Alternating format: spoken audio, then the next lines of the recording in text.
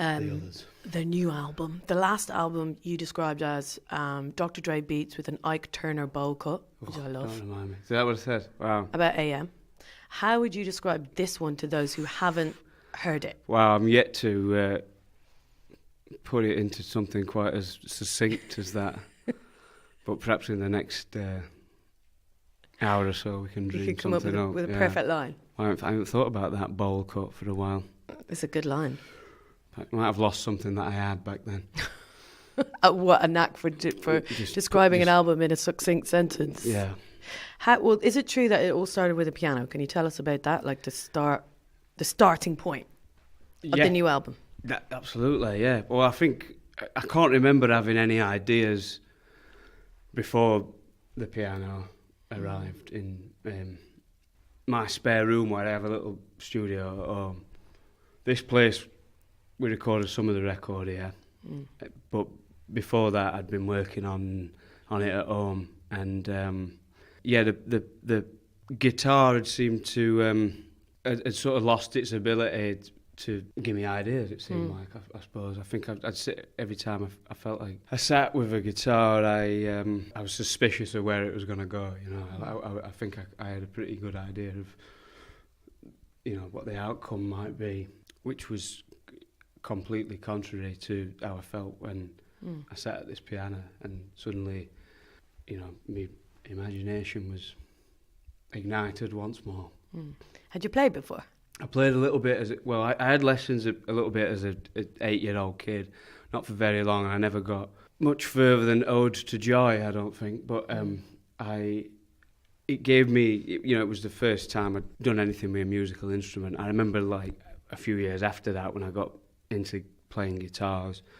As a teenager, I was a lot more excited about that than I had been about the piano, but we had a keyboard in our house. My dad played a bit. Although he wouldn't call it his first instrument either, I don't think. His stepdad was a really good pianist.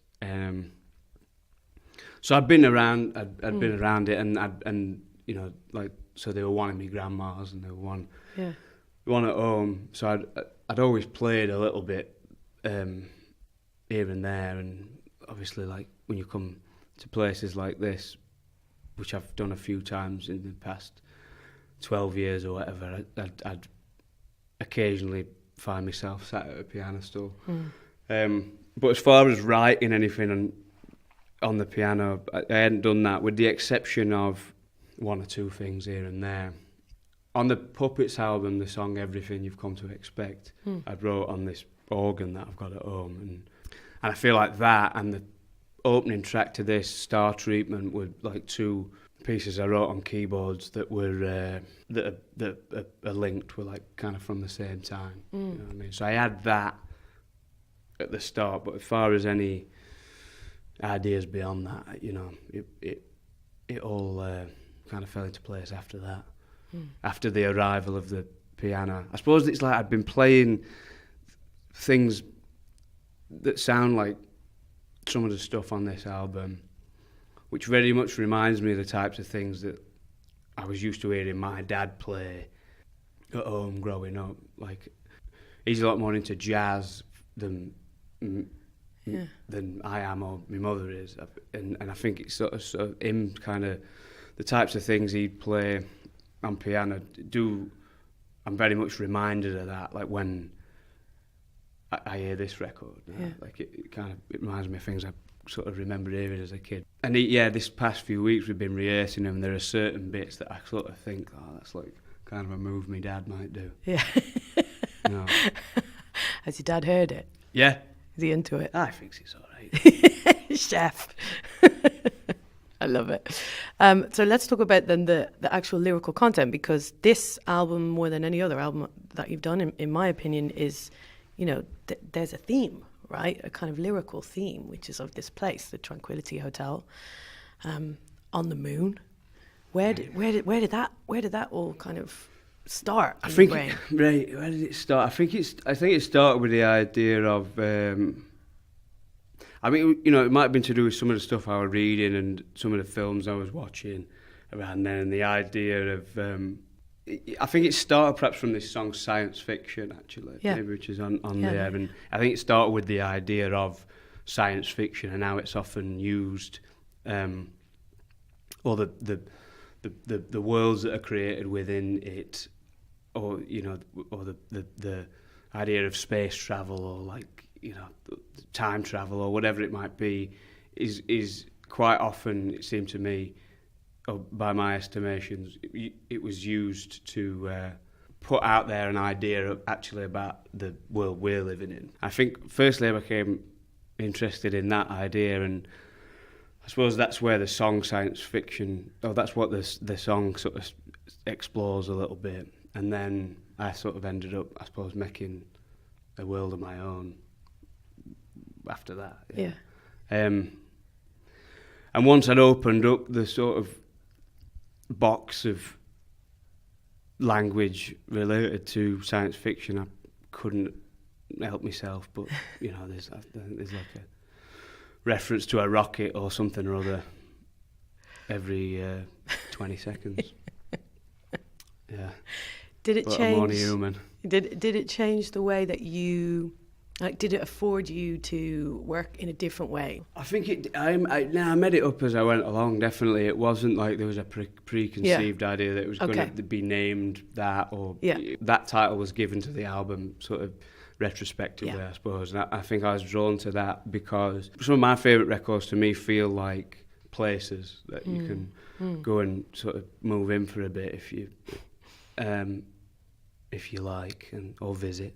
So it seemed to make sense to me to name it after a place, and I guess that was the only song title I had on there that was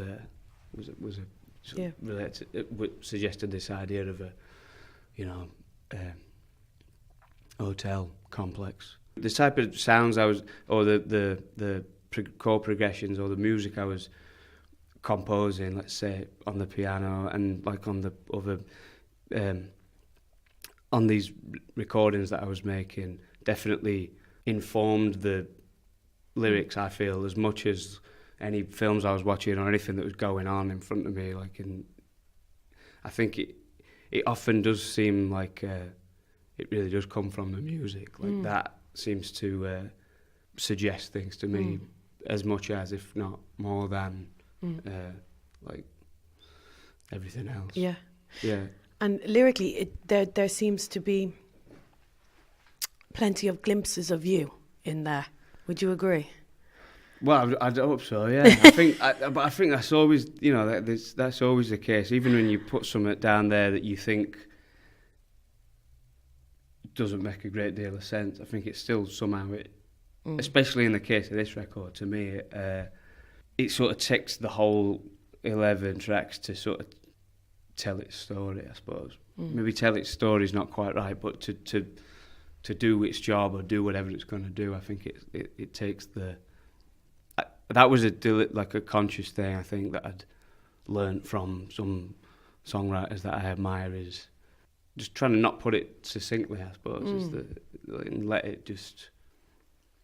Yeah. Let it just take your time. Yeah, I suppose. Yeah. And then there is little stretches where you feel like there's a picture painted that I can imagine you in it, like you in a pub talking shite about martial arts. I don't know if that is supposed to be you. But right, yeah. Go on. I like those pictures painted where I can imagine that it might be you. That might be autobiographical. Yeah. I think it all is to some degree, but I think particularly so in instances like the one you just laid out there. Yeah, I think that is nothing more than me. I'm speaking to no one really but myself there. That is like a thing. And I think in an effort to stop doing this, if I put it in like a pop song, I kind of might catch I have myself to do it before I, start talking about it. Yeah, I mean, you'd be singing it enough times, it's like a mantra. Yeah. I have to find something else to bullshit about. Yeah.